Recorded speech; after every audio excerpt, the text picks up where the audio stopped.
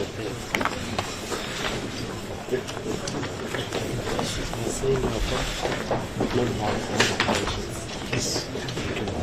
afternoon, ladies and gentlemen. Thank you very much for coming to join us on this very sad, tragic occasion, what has occurred in the city. And apologies for the delay in time for our start. As you would all understand that it's really a day where nothing is going as normally as it should. So we're working under very difficult circumstances.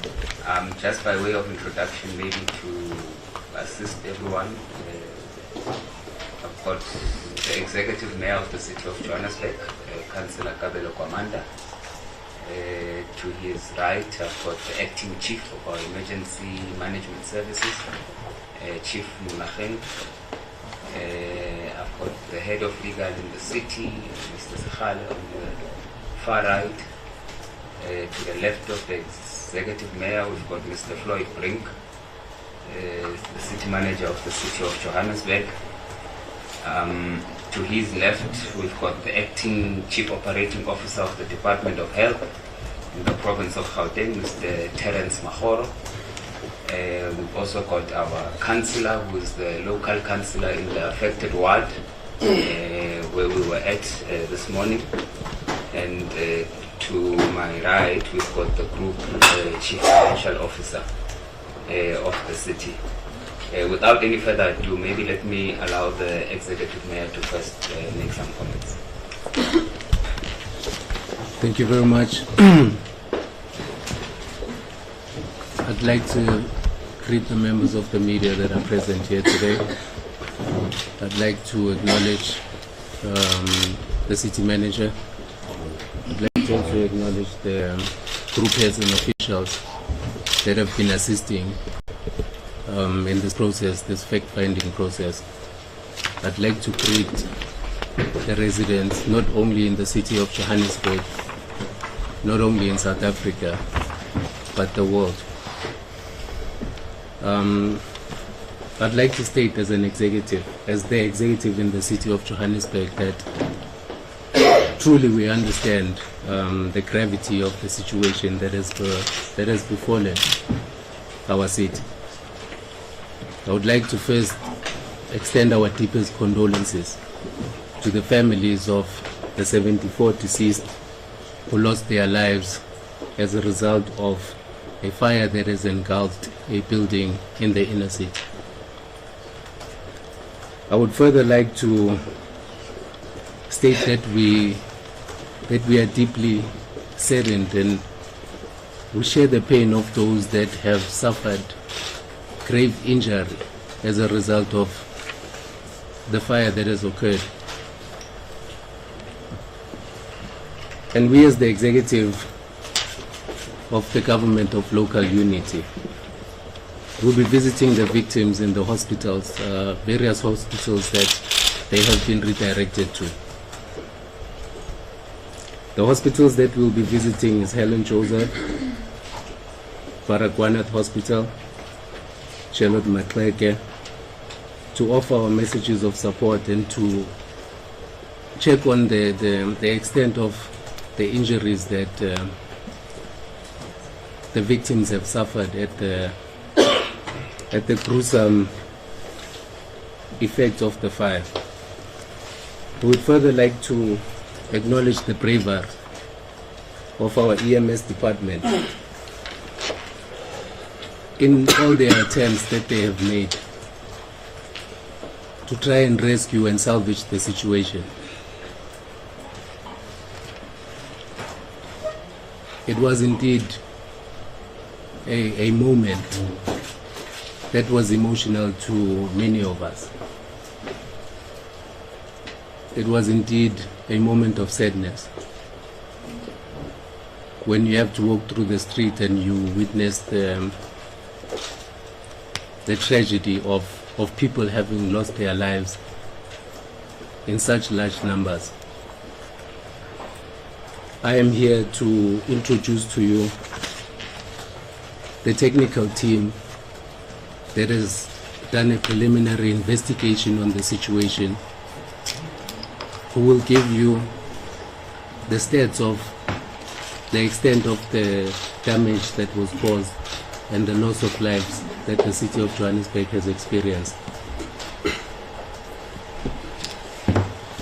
The executive is not present here because they are on the ground, which is where I need to be going myself. All three spheres of government will be engaging in the next 30 minutes to resolve on a long-lasting solution, because we feel that it is prudent and critical for us to put measures in place to ensure that we do not experience the same situation again. The city of Johannesburg has indeed experienced a series of disasters, of tragedies. But as the executive, we say it ends today. And whilst the technical team assists with all the information that you would require, because we understand that there are a lot of households that are anticipating answers to certain questions that they may have. Allow me to leave you in the capable hands of the technical team. I have given them the necessary support that they require to fully represent the extent of the situation, and we will call a press briefing officially so that we can pronounce on our next course of action. I thank you. Thank you very much, Executive Mayor. I know the city manager will now take over and go through the statement that has been prepared by the emergency management services and the technical team. For colleagues, if you see the mayor exit at some point, as he has said, they are going to engage. One is the three spheres of government and the engagements that he is required in currently, and they will also be visiting those who are in hospital. Some of the MMCs have already proceeded to commence with those visits. Let's allow you, City Manager. Thank you. Thank you, Emily. Executive Mayor, our councillor here present from the ward, members of the media, ladies and gentlemen, thank you very much for the opportunity. As we are all aware, the morning, the city of Johannesburg, our emergency management services responded to an alert at 80 Albert Street in Marshalltown, Johannesburg. Sadly, our firefighters received their first alert around 19 minutes past 1. Our first responder was on site at 29 minutes past 1, and the fire department then rapidly deployed the following equipment. We had two fire engines on site, one industrial pumper, one heavy rescue vehicle, one air truck, two level 2 incident command units, one Bronto, one ladder truck, 43 firefighters and 14 officers that were on site. All of this is in line with the South African National Standards on Community Fire Safety Requirements for a building of this nature, which is a 5-story building. The Gauteng Provincial Health Emergency Management Services also attended to the scene, and they began the process to assess, to stabilize and to treat and transport the injured from the incident. At this stage we can confirm, as at around 2 o'clock this afternoon, 61 people were treated at various medical facilities within the city and in around the city. 16 of those have been discharged, and we have about 17 that remain admitted at this stage within the hospital and the casualty units. These patients are at the following facilities: the Chris Hani Baragwanath Hospital, Charlotte Macheka Hospital, Yalon Joseph, the South Rand Hospital, and also the Tembisa Hospital. Tragically, we can now confirm that there's about 73 fatalities. 66 of those are adults and 7 children. Let me at this stage express our condolences to the families and the affected ones, of the deceased, and hasten to add that all efforts are being put in place to provide the families and all the affected with the relevant social and psychological support through the city's disaster management as well as the provincial social development department. Our social development department already deployed 16 social workers to provide assessment, trauma counseling and psychological support to those affected and affected families. The City of Johannesburg, the disaster management, is working with our human settlement department. This is specifically to coordinate the accommodation for those that are affected in the area. At this stage, we have 3 sites that we've already identified for those affected families, in order for us then, whilst we continue with the rescue operations and investigations for that particular building that has burned. The 3 sites are the Hofland Recreation Center in Bess Valley, the Ikaya Shelter in Hillbrow, the Impilo Shelter in Fairview or Jeppestown. So after about 72 hours or so, the Human Settlements Department will then advise where they will be taken to once all the logistics are related to the verifications and once that has been finalized. So we are saying to you that there are different types of accommodation that we then usually offer. So when you look at the emergency relief accommodation, that is usually for the first 72 hours, then we will then look at other temporary accommodation that the city will then provide to them.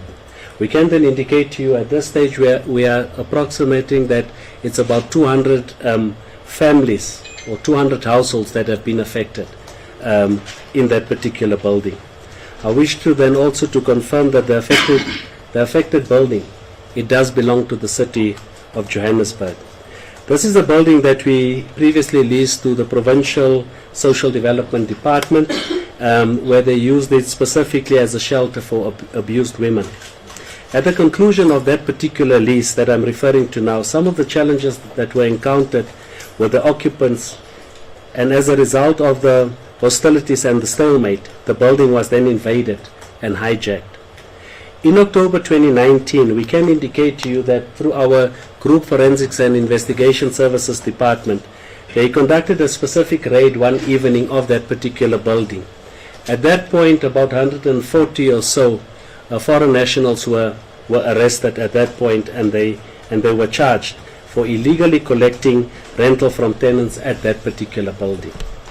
The case was then opened with SAPS, and no update is immediately available at this stage. So as and when we were done with that particular raid, there was then preliminary findings from that particular raid, and that was then handed over through to SAPS. At this stage, fire safety has commenced with the investigations into the cause of the fire, and it has been part of the rescue operation from the morning.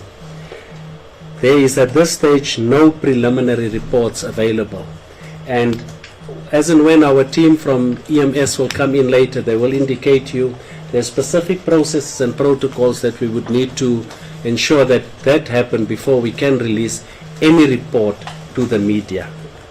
So as the city, we appreciate the assistance and the offers that we've received thus far, and I must indicate to you, Executive Mayor, as well as the media, we've been inundated with requests from the private sector coming through, NGOs, businesses and so forth, coming through, providing and offering a helping hand during this time of the disaster. As earlier stated, this is a tragic event, an incident, and one that is unprecedented given the number of lives that has been lost in this incident. We will do our best to ensure that we act diligently in investigating the fire and equally in our pursuit to reclaim the hijacked and illegally occupied buildings in the city. We would at some point provide you with further information and plans on what it is that we are doing specifically with the level of lawlessness and hijacked buildings within the City of Johannesburg. Thank you very much. Thank you. Thank you very much. I think at this stage maybe we can excuse the Executive Mayor. For those colleagues who are unaware, the President will be visiting the site, President of the Republic, at 5:30. So we are going to try to push so that by that stage we are done here. Maybe with your permission, City Manager, may we allow the Chief of EMS maybe to make a few comments if you would want, and then the COO of the Gauteng Health Department to do the same, especially with regards to the work that the forensic pathologists are doing following the fatalities that we've suffered, and after we can allow colleagues to field some questions. Thanks, Chief. Thank you, Mle. Good evening, CM, the executives in the House, MMCs, political parties, the media, fire chiefs from other sectors. Mine is just to give a bit of indication of a way forward from a fire site or fire emergency services. We haven't yet handed over the scene totally to the police, Southern Police Services, because of the certain things that we still have to embark on. From 14 hours, we've already declared the scene to be more of an investigative sort of space. By the time we're preparing to come this side, we could actually at that point account for 73 bodies. But the challenging part was there was also indication of certain bodies being missing. Henceforth, we had to go and comb the entire scene from the basement up until to the 5th floor.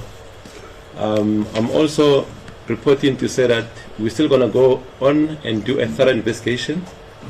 Abroad on everything, we still have to have a structural engineer who's en route on scene to make sure that the structure's integrity is sound, and also to prepare a report jointly with the South African Police Services. Therefore, you'll, from the media side, get a lot of queries of saying, why can't you occupy that building? The building, from our own space, in our own sort of space, we're saying it's still not safe for human habitat. Up until we've announced with fire engineering sort of expert who can tell us yes or no, and also the police do what they're supposed to be doing. As the CM already indicated earlier on, all affected families, they will be sent to different shelters, and those shelters, they do actually comply. We've done our own sort of fire inspection.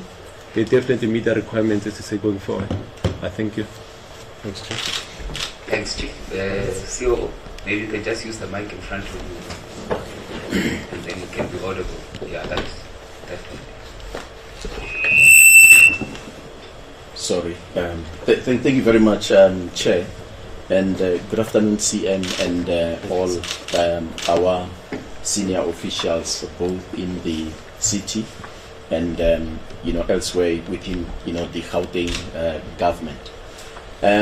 What I can say at the moment is that our team, both emergency medical services personnel, as it has been mentioned, and the forensic pathology services are on the ground, and they've assisted really well throughout the course of the day.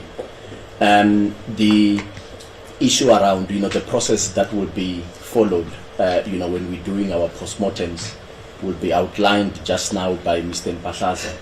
But Chair, perhaps at a later stage I would want to come through and announce the numbers that can be used by the people who would want to do inquiries, both for forensic pathology related services where we have deceased, and also for some of the patients that we are still looking after across our hospitals. But for now, I'm going to allow Mr. Mphahlaza, if you can tell us about the process that is currently being outlined in dealing with the postmortems. Many thanks.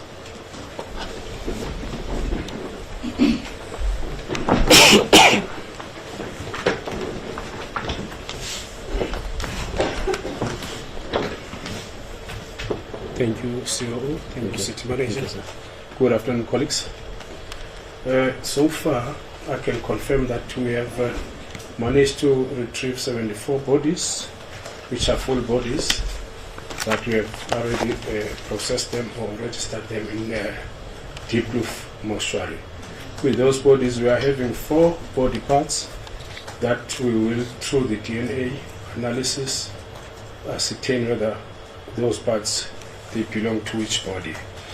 Among these 74 bodies, we are having 24 females, adults, 40 males, adult, and undetermined gender, which is 10 bodies, because those bodies were banned beyond recognition.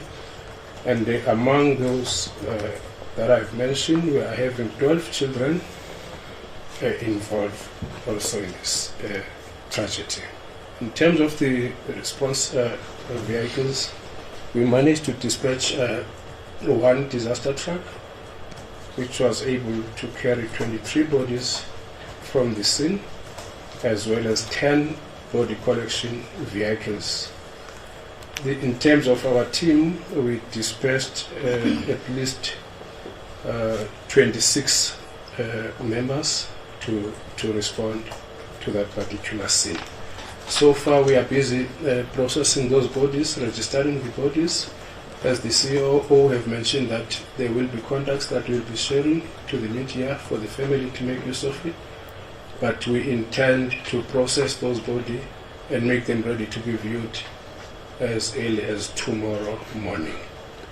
Then the issue of when those bodies, the postmortem will be conducted, it will be communicated in due course, because we still have to undertake the processes of the DNA analysis and also to try to get identification of those that we can be able to take fingerprints from them through the digital fingerprint system that we have just launched recently in the forensic pathology services. Once those two processes are done, then we will be able to assist the families in terms of viewing the bodies that can be viewable. But those that cannot be viewed, obviously we will take the DNA sampling from the family members as well, and from the bodies that are not identifiable. And thank you so much, COO. Thank you so much, City Manager. Thank you, sir.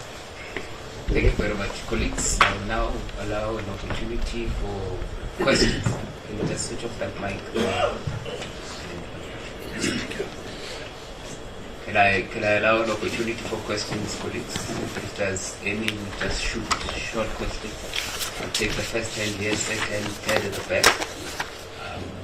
Yeah, I'm just trying to see if there's any other hand, because we also want to conclude as soon as we can. That will be the fourth hand. Okay, can we take those four? I'll start here. You just introduce yourself. Good afternoon. My name is Bule Litruti Jones from ENCA. I just have a few questions I wanted to ask. So who will be assisting the families in identifying the bodies? That's the first question. Who is assisting in tracing the missing people or bodies? And also, just a last question. The Socio-Economic Rights Institute says it has never litigated against the city of Johannesburg in relation to the building. But however, it says that it has consistently tried to engage the city to improve the conditions of the shelters around the city. City manager, maybe if you could tell us, are you aware around these concerns that have been raised before in regards to some of these decaying and dilapidated buildings in the city? Thanks. Thanks. It's Alex Patrick from News 24. So the building was owned by the city, and it's the city's responsibility to maintain this building. And it was the JPC's responsibility to maintain the day-to-day running. Was this done? If not, why was this not done? Hi, Lindsay Shutar from the New York Times.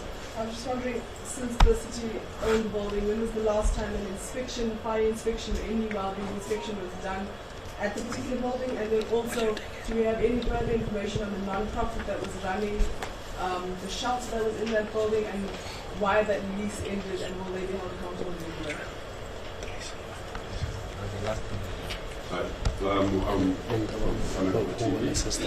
My question is based on the significance of the building. I see that it's not really being highlighted even in the media. That's the old past building. It's a heritage site. It's a very important piece of heritage product, and it's such a pity that the city didn't take into the significance of it. That could have been a site that could have been used as a museum or something. So I'm just asking, in terms of the heritage department, have you explored other ways of using the city besides using it as a shelter or a place of residence? Yes.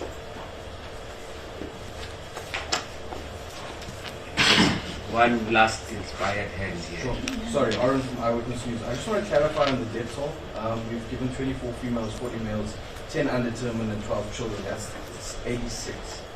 I'm just trying to clarify. Okay, no, that will be clarified.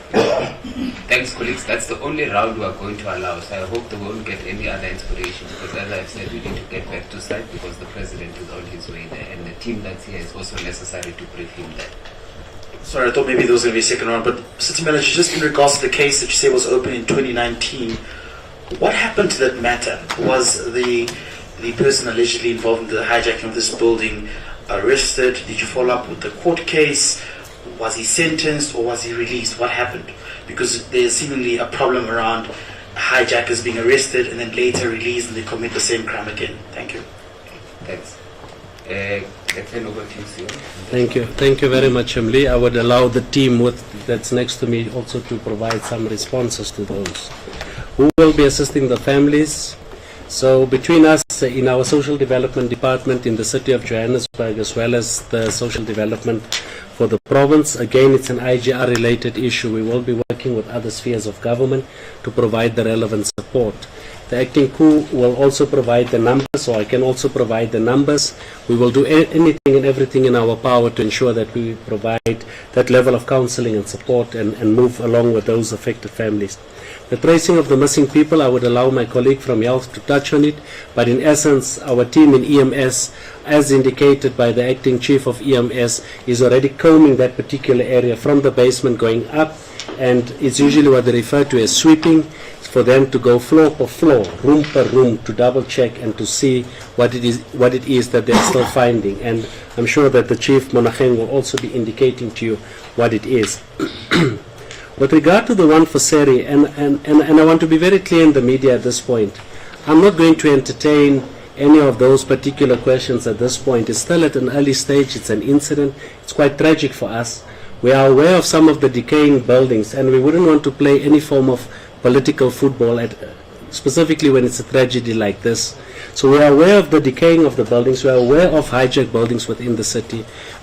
We can indicate you the level of lawlessness, but we can also indicate you what plans we have in place to address this. The last question that you squeezed in, Pule, from your side, is the case in 2019. The preliminary information that we do have is that that particular case was closed in 2022. But we need to verify the information, and at this point what we received early this morning was that the particular person, there was no proper evidence or something like that, but it's something that we would need to follow up, and I wouldn't want us to conclude at this point on exactly what it is, but we should be able to provide some information as we are moving forward. Alex, you touched on the issue of that it's a COJ building. Indeed, it's a COJ building, and I think my colleague from EWN was clear that the other one, indicating that it's the significance of this building and it's a heritage building. Indeed, if we had to go into the history of this building, right on the top floor, the 5th floor, was a court. It was a floor for a court during the apartheid days and so on. But again, it's some of the things that we can discuss as we are moving forward between us and the Heritage Department or those that are responsible for it.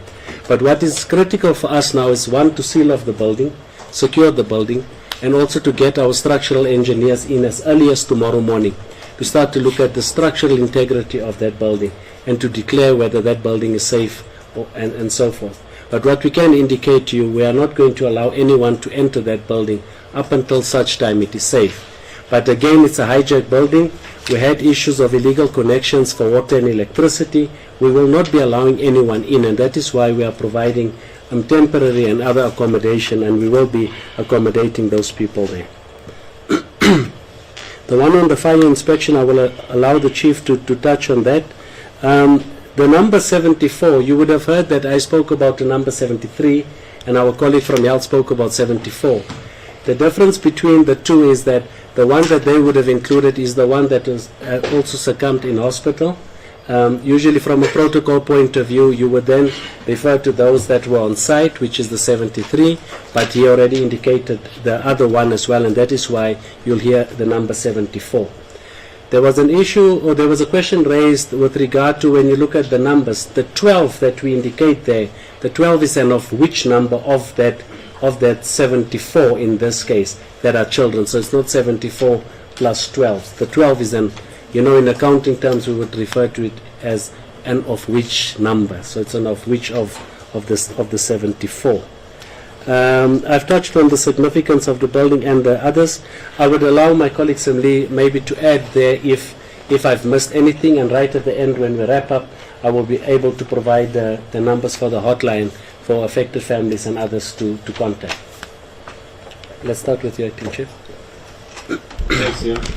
Let me respond to the issue of how do you then identify the bodies, or who's going to maybe assist in this kind of regard. As Department of Forensic from Gauteng Province, they already submitted to us to say that they've received received from us 4 body parts. That is an indication of saying during the fire, some will succumb to body fire, to fires, some will burn in their bodies, and parts will be left behind. Therefore, within our own space in terms of operation part of things, we can't just leave the scene bare open just like that in a point. Therefore, whatever we find that looks like a limb, that we find as body parts, we'll actually go back, reconcile, take it back to pathologists, and make sure actually the family can bury that with respect. But not only doing that, as I said to you, the scene is still going on. We've got our K9 from JMPD, we've got a K9 from South African Police Services. That will come at a later stage when the building is cooled. Then we'll use the K9 now to do what we call sort of body recoveries. Therefore, K9 because they've got good sort of smell. They will then assist us in allocating the caravans where they are, and we can actually, with the indication of saying where they are, explore, go and dig, go and open up, and actually try to retrieve this kind of bodies in kind of situation. That we're trying to do on this kind of measure the question from Lindsay is that when was this building inspected?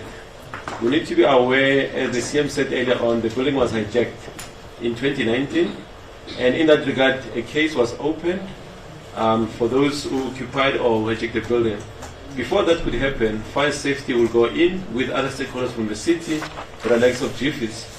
We'll make sure that we tick all the boxes and make sure that buildings comply. It was indeed definitely being inspected in June 2019. From then, we never went back and inspected the building.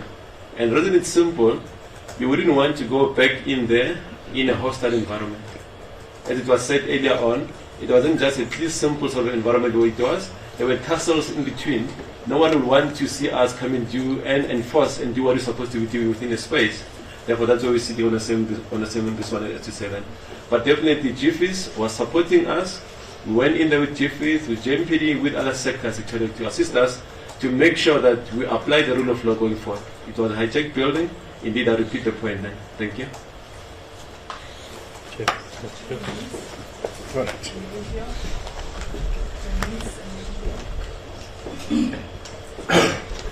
Thank you, City Manager. I think I will just respond to one question regarding the tracing of the families. Sooner we are able to get the identity of those, we can be able to take the fingerprints of those people. The police are the ones who are conducting the investigation in cases of this nature, and also in terms of tracing the families. And in terms of the contact person for the facility in Diepkloof, the numbers will be provided by the COO, which is which will be the call center numbers that the department have activated. So yeah, that is where how far I can go now. Then the rest of the communication in terms of the telephone numbers, the COO will respond to that. Okay, no, thank you very much. I will leave the reading of the numbers to the CM towards the end. But what I want to mention, Pule, is that we are expecting that there will be a lot of inquiries around people who would be, interested in finding out where their loved ones are, either in hospital or even at our forensic pathology, services as well. So we are creating a situation where we would not want, people to run around our hospitals. They've already gone through a very, very tragic event. So these numbers are going to assist us with tracing not only for those that are in hospital, but including those that may have been deceased as well. So the help desk that has already been established, it's quite diligent in nature. It will collect detailed information in relation to the caller in cases where we are not able to provide a response immediately. So we are doing this in order for us to be able to have a situation where we are more coordinated, in our approach in dealing with, tracing of missing loved ones. It's something that we are already anticipating that will take place. But the CM will read out the numbers towards the end. Many thanks. All right, no. Yeah, just before you read the numbers, can you also just respond to the question about the NPO who had previously listed the building and if we traced the question from the New York Times? If you are able to deal with it now. Yeah, I might not have the full details specifically on that and wouldn't want to mislead or misdirect anyone, but it's something that we'll make a note of. I'll talk to the team in JPC because it's something I think it was around 2013 or so that it expired or so, but we will be able to avail that information once I do get it, right? In terms of the numbers for the call centers, it's 0800 203 886, 0800 203 886, 011 355 3048, 011 355 3048, and then the last number is 011 241 5707. It's the accountant and me. I thought you would have captured by now. Let's take it again. 0800 203 886, 011 355 3048, 011 241 5707. In future, Emily, I will ask the COO from Health to give the numbers. Emily, from my side, I think from the team, that is our briefing for today. Thank you. Thank you very much, colleagues. I think what we will also do is that we'll request the team from the City of Joburg through their social media accounts to tweet those numbers. And once again, we want to promise you, like we did at the unfortunate tragedy of Free Street, and that we will regularly update in this manner so that there is no scramble for information, but we are available to provide it to you in this kind of forum and be as transparent and as accountable as possible to residents. Sorry, I just want one question, please, before you go. Where are the shelters, City Manager? So those are the ones in and around the CBD, and the colleague that's sitting next to you will be able to give you the clear direction of where it is. But it's the three that I've mentioned earlier. Thank you, colleagues. Thank you very much. Thanks,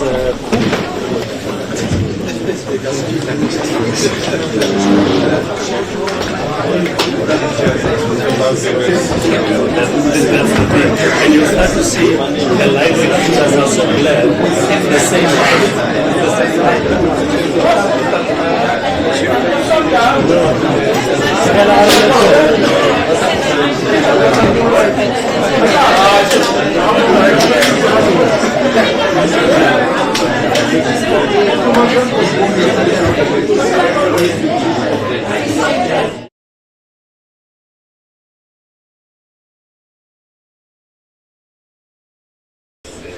Really a day where nothing is going as normally as it should. So we're working under very difficult circumstances. Just by way of introduction, maybe to assist everyone, I've got the Executive Mayor of the City of Johannesburg, Councillor Kabelo Kwamanda. To his right, I've got the Acting Chief of our Emergency Management Services, Chief Munacheng. I've got the Head of Legal in the City, Mr. Sakhale, on the far right.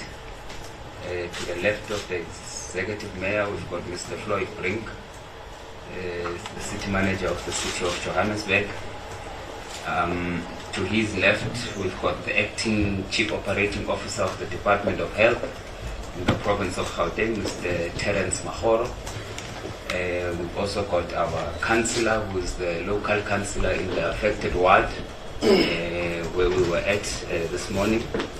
And to my right, we've got the group chief financial officer of the city. Without any further ado, maybe let me allow the executive mayor to first make some comments. Thank you very much. I'd like to greet the members of the media that are present here today. I'd like to acknowledge the city manager. I'd like to also acknowledge the group heads and officials